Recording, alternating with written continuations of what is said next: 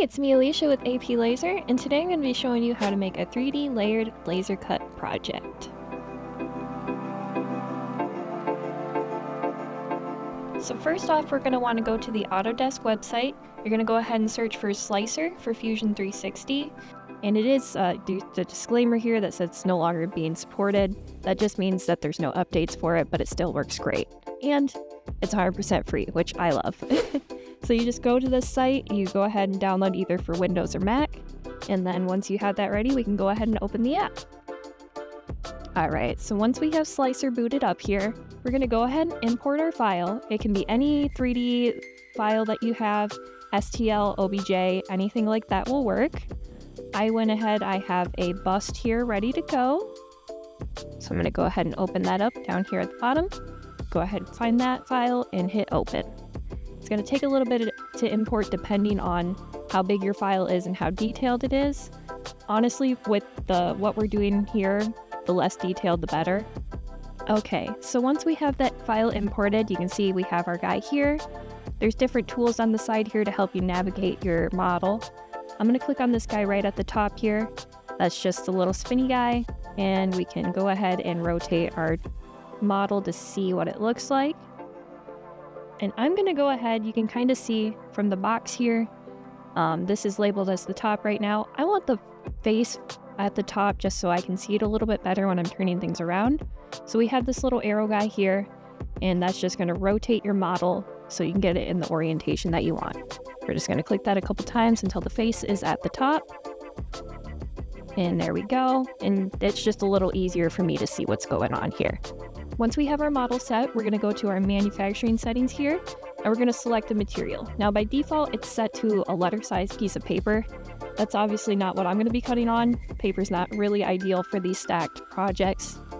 So I'm going to go down, and I have a material set, and that's just my acrylic here. But to show you how to import your own material, you just click this pencil guy right here, and then you can hit New. And it's going to give you an unnamed file, name that whatever you want. You say acrylic project just to differentiate it. And then you can select your length, your width. You can change your units if you're better versed in millimeters or centimeters, feet, whatever.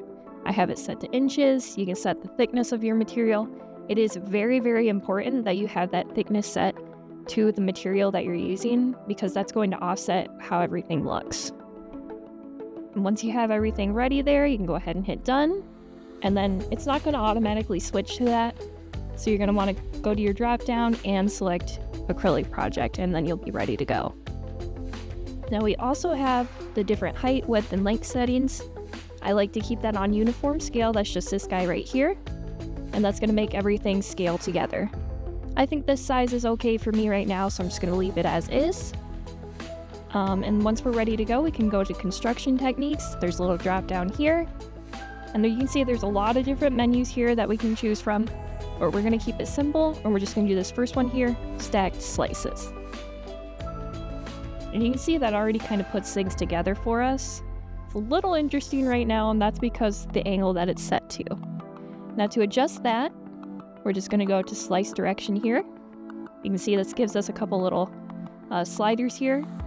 To click on those sliders, we're going to go ahead and unclick our rotation, and then we can click on the slider we want to rotate. And you can see that kind of keeps that stable there. And then you just take the rotation head here, and I'm going to move it down to 90 degrees so that it's starting from the bottom of the model. And you can see how drastically that changes things up, and it looks a lot cleaner, in my opinion. But you can play with those sliders until you get something desirable depending on your model. Everything's going to be a little bit different. Once you have that set, you can kind of see how it sets those pieces up on your material for you. That's why it's very important to get that material size directly to what you're going to be cutting on, because it's going to lay everything out really nicely for you. You don't have to put the pieces in LightBurn or whatever software you're using to send it to your machine. It will already be set up for you. And once we're ready to go, we can go ahead and hit assembly steps. That's going to show you play by play how the pieces are going to fold together. This is super nice because otherwise you just have a bunch of pieces cut out with numbers. It's a little hard to figure out, but you have this reference to go back to that's going to show you exactly how everything fits together. And once we're kind of ready to go, we can see how everything works. Looks great. We can go ahead and hit this bottom here, and that's Get Plans. And we're gonna go ahead and set this to PDF. That's what I found works best when importing into LightBurn. So hit PDF, export to my computer, give it a minute to load. And then you can name it whatever you want. I'm gonna name it Model Project. And then you can go ahead and hit save. And then you have that ready. Now I like to keep Slicer open in the background with those assembly steps, so when everything is cut out and ready to go, I can still reference how to put everything together. Now since we have that ready to go, we can go ahead and open up LightBurn. When we have LightBurn open, we're going to go ahead and go to File and Import. I have that file in my downloads. So we're going to just open Model Project here. Go ahead and hit Open. You can see how everything laid out really nice and perfectly for me there. So everything's ready and laid out on that sheet. You can kind of turn things around. Personally, I would probably take this little bit here and kind of rearrange it so it's taking up a little less space. But you know, do what you want with that. We can also just, you know, cut this out and save that piece of the material for later as well. Now, since I'm not cutting out this square, I'm going to go ahead and set that down to T1 or T2 and just use that as a tool outline for the material. And then we also want to make sure that our settings are correct for the pieces here. As you can see, we have two different things going on. We have the blue pieces and we have the red pieces here. Now the red is just going to be engraved or scored on your material, while the blue is what's getting cut out. I like to do scoring instead of engraving, just because engraving will take so much longer, and the scoring will work just fine to get those numbers on there, but not cut through. So I'll have both of these set to line so that they're cutting, but because I want the red just to score and not to cut out completely, I'm going to go ahead and set that to a little bit of faster speed. I found that 5 speed works, and we're going to do a power of 20 and with a min power of 17, just to kind of offset things a little bit on those curves.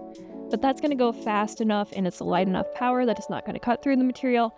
It's just going to leave a nice score on there that you can see, and still have those numbers, and it's going to cut the engraving time incredibly. Make sure that's set to output as well. And then with our line, since I'm cutting on acrylic, I'm going to set this to 0.75, max power of 95, min power of 93. And everything should be good to go. I'm going to have my origin up in the top corner there. And then all we have to do is press send, and we'll head over to the machine.